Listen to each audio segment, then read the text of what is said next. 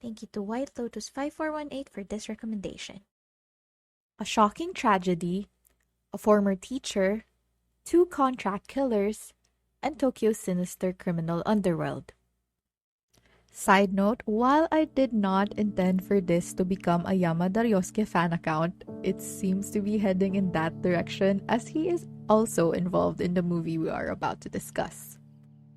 And now, we'll talk about the 2015 Japanese revenge thriller Grasshopper, which is adapted from the novel of the same name by Isaka Kotaro.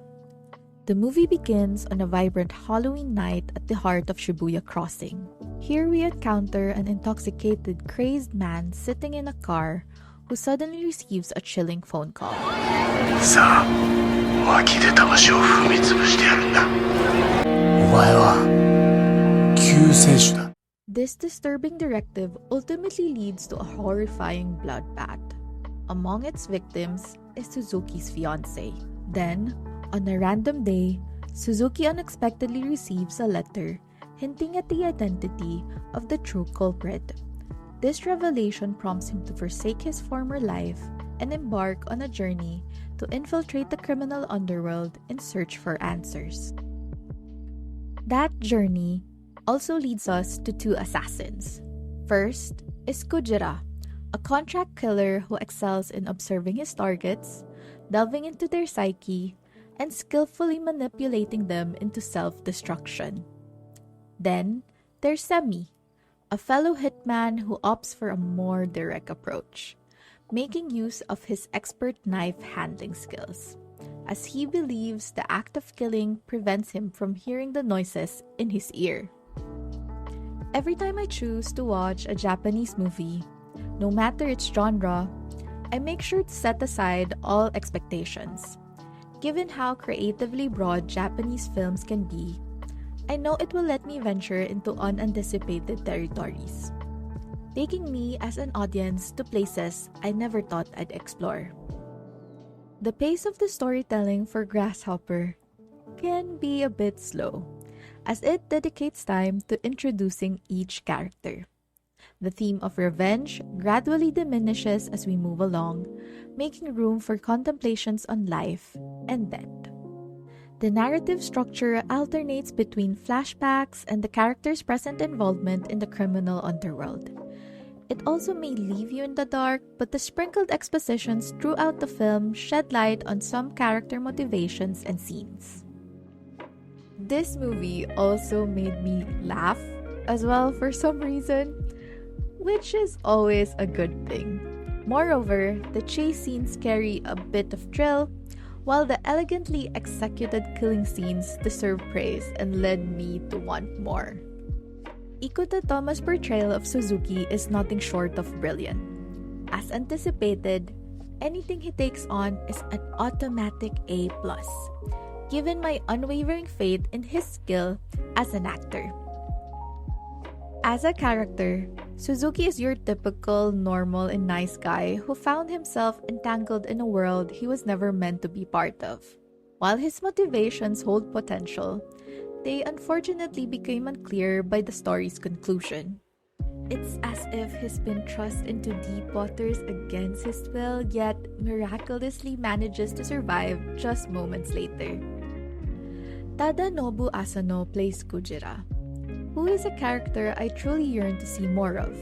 His arc in the narrative introduces a kind of a fantasy element to the story, as he is haunted by the ghost of his every kill, with their form and voices haunting him.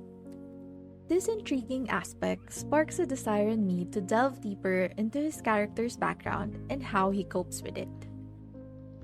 And then, of course, there's the strangely endearing, sociopathic contract killer Semi, portrayed by Yamada Ryosuke.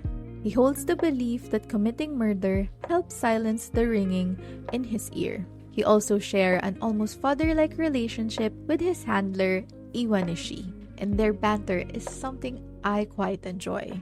明日 If I had to select one character for a standalone movie, setting my bias aside, I swear it would undoubtedly be Semi. There's something oddly therapeutic in witnessing well-choreographed, almost poetically bloody scenes, most especially after a long day of work, Visually, Grasshopper is a treat. It reached a point where I couldn't help but vocalize how stunning the framing was while watching. The movie somewhat balances the dark and gritty underground aesthetic with soft and hopeful look in the flashback scenes, which adds to its visual storytelling.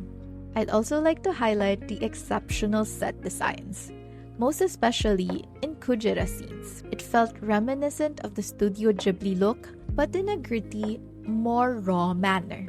Throughout the film, there are numerous subtle symbols and themes scattered about, leaving you wondering why they were incorporated in the first place.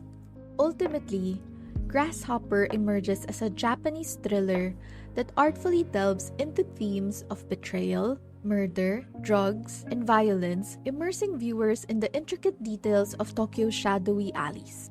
While a more concise narrative could have been preferable, the movie remains captivating due to its impressive ensemble of actors and its visually striking frames. Grasshopper concludes on a satisfactory note, offering a somewhat anti-revenge reflection, and also making contract killers question their profession, suggesting that true revenge manifests in learning to embrace the past and coexisting with it, rather than wasting time on seeking vindication. 人間も同じです。過剰なまでに情報が密集する今の世の中では、人間も欲望を満たすために変種になる。群衆層のバッタのように凶暴になるんです。Have you watched Grasshopper? How did you find it? Did its unique blend of storytelling elements leave you intrigued or wanting more? Please share your thoughts in the comments below. Before we wrap things up, a big shout out again to White Lotus 5418 for suggesting Grasshopper. Until next time, thanks for watching.